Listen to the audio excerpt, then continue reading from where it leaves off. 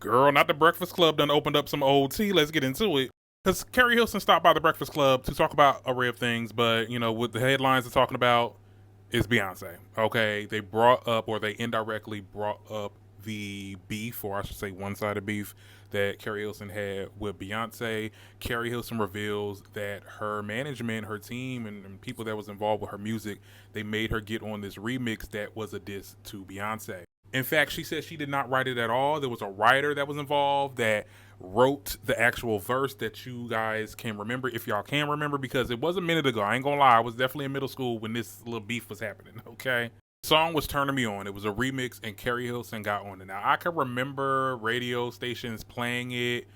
I never really thought, or I just never really looked into it to being a Beyonce diss. But I guess the people back in the day were. Cause I remember Keri Hilson did like little slick shit like during interviews and red carpet appearances in regards to Beyonce. I remember that, but I don't remember there was an actual diss song. But I actually did do my research. I looked up the song, I heard it, and I was like, oh, okay, now looking at the lyrics, it kind of fits the bill. Some of the lyrics from the song: "You can dance, she can sing, but she don't move to the left, to the left." That's a nod at her song. She need to go have some babies. She need to sit down. She fake. Like, I'm like, oh, child. Now, see, if I'm not mistaken, right, because I had to go back into the vault with this tea, right?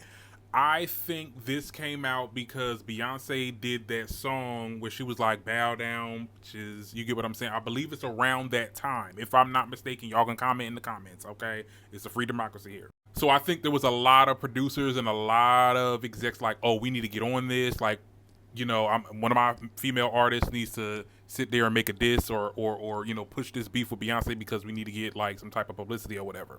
But it in turn backfired on her career because the Beehive was, y'all underestimated the Beehive, and they dragged the hell out of her for years, okay?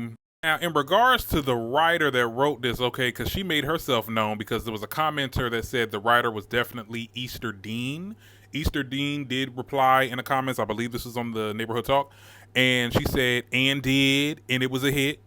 She also made a statement, and she did apologize. She said, I submitted a lot of verses for that remix. One got picked, and it was co-written with Keri. Looking back, it was childish and didn't age well. I see how it hurt people, especially women, and I can take full accountability.